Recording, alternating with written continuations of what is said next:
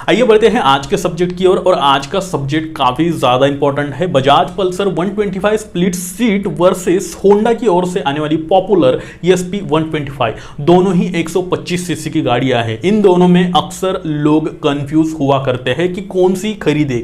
एक और पावर ज्यादा मिल रही है, रिलायबिलिटी ज्यादा मिल रही है, एक और आपको होंडा का भरोसा मिल रहा है। तो अगर आप भी इन दोनों में कंफ्यूज हो तो इस वीडियो को एंड तक जरूर देखना, आपके सवाल का जवाब 100% मिल जाएगा।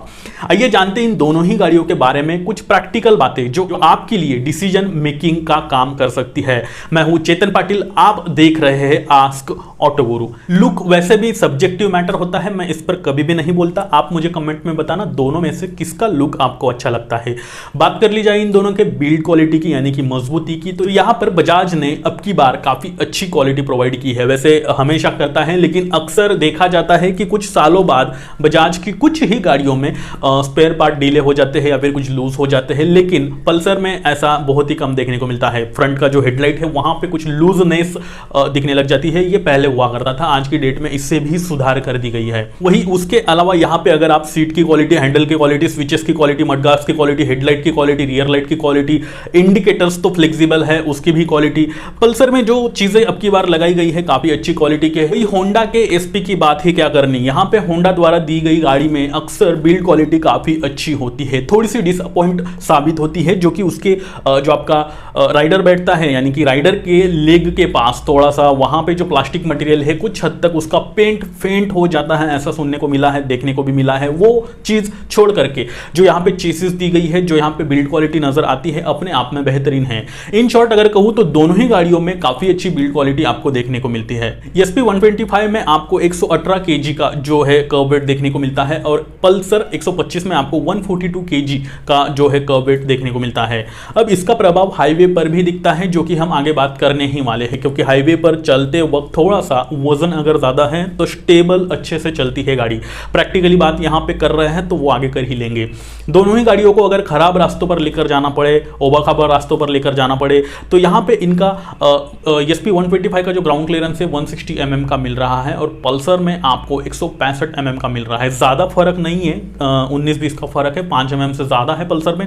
लेकिन फिर भी अगर देखो आप तो खराब रास्तों में कहीं पर भी आपको नीचे से दिक्कत नहीं आनी है, हिट नहीं होना है किसी भी तरह के रास्तों पर। बहुत ही ज्यादा एक्सट्रीम खराब रास्ते हैं, बड़े बड़े पत्थर पड़े हैं रास्ते में, तो नीचे से कुछ हिट हो सकता है। वैसे बहुत ही कम जो है केसेस देखने को मिले हैं। जब भी आप इन दोनों गाड़ियों को एक लाइन में खड़ा करते हो और इनिशियल पिकअप चेक करते हो तो यहां पे ESP के मुकाबले जो आपकी पल्सर है वहां पे थोड़ा सा ज्यादा देखने को मिलता है। इसका ये मतलब कतई नहीं है कि आपको ESP 125 में पिकअप कम देखने को मिलता है, ऐसा नहीं है। कंपैरिजन सिर्फ इन दोनों में अगर करें तो ज्यादा अच्छा पिकअप पल्सर में मिलता है। दोनों ही गाड़ियों का व्हील बेस लगभग सिमिलर है। अगर ESP 125 की बात करें तो 1255 mm का मिलता है और आपको 1320 mm का पल्सर में मिलता है।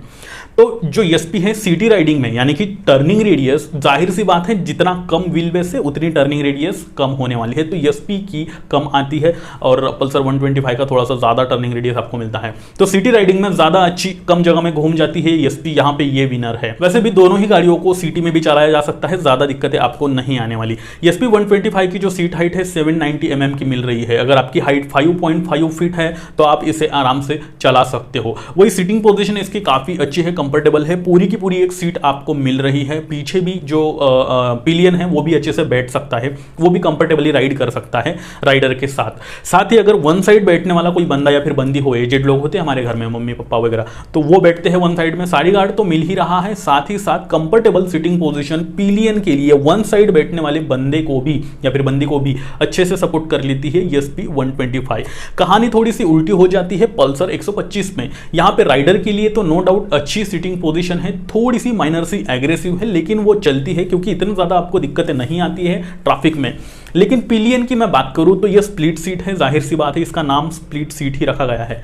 तो यहां पे अगर पिलियन दोनों साइड पैर करके बैठ रहा है तो कोई प्रॉब्लम नहीं है, लेकिन सिंगल साइड पैर करके बैठ रहा है तो बैठ तो जाता है लेकिन थोड़ा सा अनकंफर्टेबल फील होता है। शुरू में नहीं होगा, लेकिन थोड़ी सी लंबी जर्नी अगर आपने कर ली तो वहां पे अनकंफर्टेबल फील होता है उस सिचुएशन में। वही जो पल्सर के आपको सीट हाइट मिल रही है 790 mm की मिल रही है, यहां पर भी आपकी हाइट अगर 5.5 फीट है तो आप इस गाड़ी को आराम से चला सकते हो। जब भी हाईवे परफॉर्मेंस की बात आती है तो ESP 125 जो है 80-90 तक आराम से चली जाती है, इसमें किसी भी तरह का कोई दोहराया नहीं है। यहाँ पे एक चीज़ है जो इसका अगर रियर टायर थोड़ा और ब्रॉड हो जाता तो ये कंट्रोलिंग में और भी अच्छी साबित होती।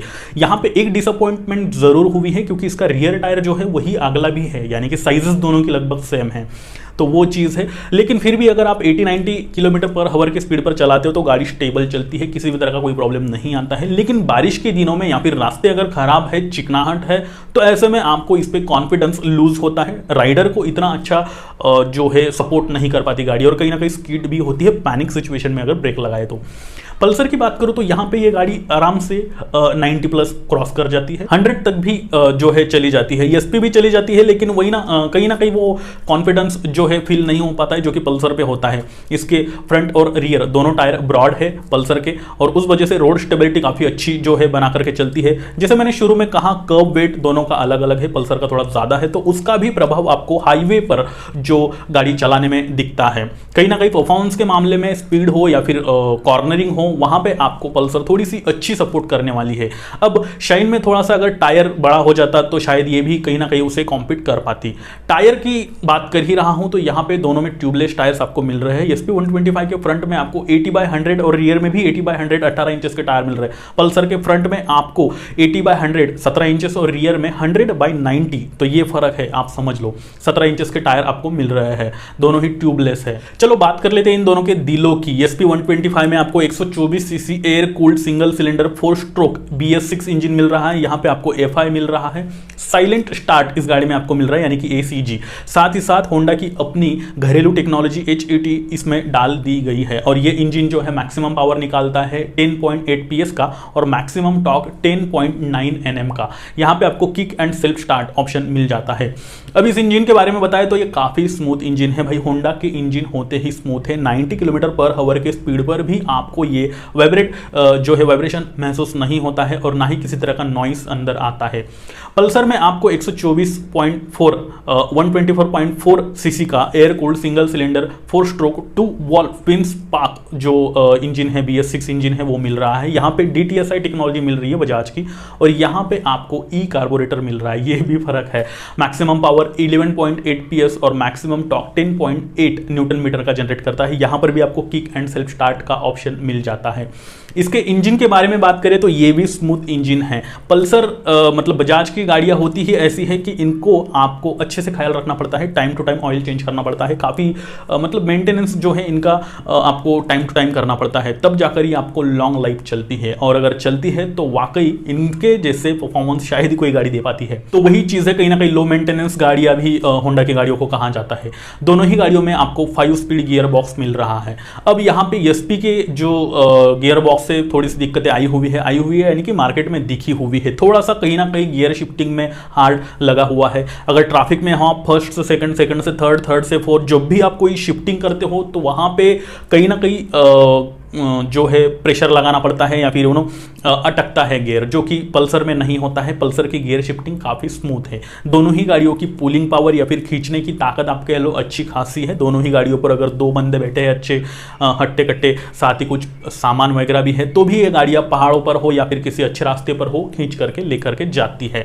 कंफर्टेबल एबिलिटी की बात कर ली जाए तो यहाँ पे ESP 125 के फ्रंट में टेलीस्कोपिक, रियर में हाइड्रोलिक सस्पेंशन मिल रहे हैं, जो कि ठीक ठाक से है, ना ज़्यादा हार्ड है और ना ही ज़्यादा सॉफ्ट है। वही पल्सर 125 के फ्रंट में आपको टेलीस्कोपिक और रियर में twin gas shocks observer suspensions मिल रहे हैं। यहाँ पे ये विनर है क्योंकि अच्छी जो है खराब रास्तों पर आपको सपोर्ट कर लेती है पल्सर के सस्पेंशंस ESP के मुकाबले। दोनों ही गाड़ियों में आपको डिस्क और ड्रम का वेरिएंट मिल रहा है। ब्रेकिंग नो डाउट दोनों की अच्छी है, लेकिन body to weight ratio, power to weight ratio, tyre to body ratio, ये जो है ये थोड़ा सा अच्छा मेंटेन दिखता है पल्सर में। उस हिसाब से अगर पैनिक सिचुएशन में ब्रेकिंग लगानी पड़ जाती है, सपोज दोनों गाड़ियां 70 किलोमीटर पर आवर के स्पीड पर चल रही है, ऐसे में दोनों के अचानक से ब्रेक लग जाते हैं तो ESP स्कीट होती है लेकिन पल्सर स्टेबल रहती है, यही फर्क है। बाकी दोनों की ब्रेकिंग अपने आप में अच्छी साबित होती है। दोनों ही गाड़ियों में एक और फर्क है, LED हेडलैम्प आपको ESP पे मिल रहा है और पल्सर पे आपको हैलोजन मिल रहा है। दोनों की विजुअल एबिलिटी काफी अच्छी है, विजुअल एबिलिटी के मामले में कहीं पर भी कॉम्प्रोमाइज नहीं है। ESP में आपको 11 लीटर का फ्यूल टैंक मिल रहा है, 60-65 तक का माइलेज आपको मिल सकता है, और वही पल्सर में आपको 11.5 लीटर का टैंक मिल रहा है, 50-55 तक का माइलेज आपको मिल सकता है। माइलेज मिल सकता है मैंने बोला क्योंकि ये हमेशा डिपेंड करता है आप लोगों की राइडिंग स्किल पे, आप किस तरह से गाड़ी चलाते हो, किस तरह से उसे यूज़ करते हो, तो वो चीज़ें होती है, अलग अलग कंडीशन में अलग अलग माइलेज मिलता है। फाइनली प्राइस अगर देख लिया जाए तो ESP 125 75 से लेके 80 हज़ार के बीच में ये एक शोरूम प्राइस है, अलग अलग जगह पे अलग अलग होती है। पल्सर का भी वही सीन है, 80 से लेके 90 हज़ार के बीच में आपको अलग अलग सिटी में अलग अलग मिल सकती है। तो आप आपके नज़दीकी शोरूम पर जाकर इनकी ऑन रोड प्राइस आपके सिटी में कितनी है पूछ सकते हो। जब भी बात आती है आफ्टर सेल सर्विस की या फिर सर्विस नेटवर्क की या फिर स्पेयर पार्ट अवेलेबिलिटी की, तो यहाँ पे बजाज की गाड़ी थोड़ी से आगे निकल के आती है पल्सर।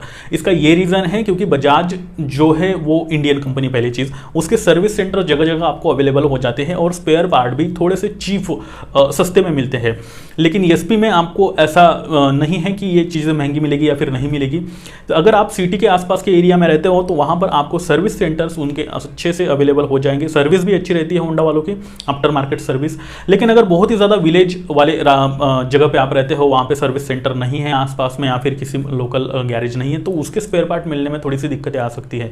दोनों ही गाड़ियों की वन टाइम सर्विसिंग कॉस्ट 350 से लेकर 550 रुपए के बीच में आ सकती है, लगभग 350-500 के बीच में आ सकती है।